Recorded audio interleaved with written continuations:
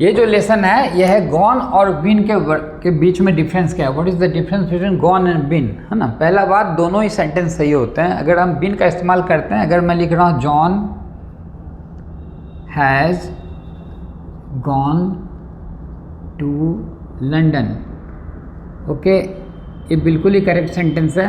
और अगर मैं लिख रहा हूँ John has been to London, ये भी करेक्ट है।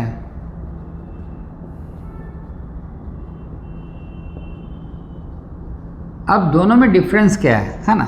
बहुत ही आसान है समझना इस बात को। अगर आपने गॉन का इस्तेमाल किया, जिस व्यक्ति के बारे में आप बोल रहे हो कि वो आदमी has gone to Ahmedabad, gone to Surat, gone to Mumbai, gone to Delhi, जब आप ऐसा बोल रहे हो इसका मतलब वो आदमी उधर ही है जहाँ गया है, वो अभी तक वो वापस नहीं रिटर्न हुआ वहाँ से, राइट।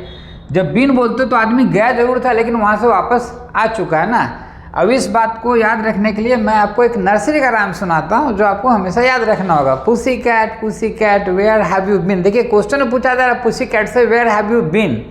ओके, आप सोच रहे होंगे नर्सरी का चीज़ हमें नहीं आ रहा है, आता भी होगा, जिसको नहीं आता होगा उसके लिए समझाने के लिए बोल रहा हूँ।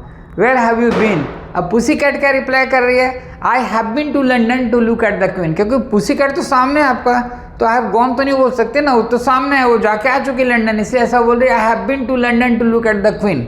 ओके, अब आपको जवाब देना where have you been so long.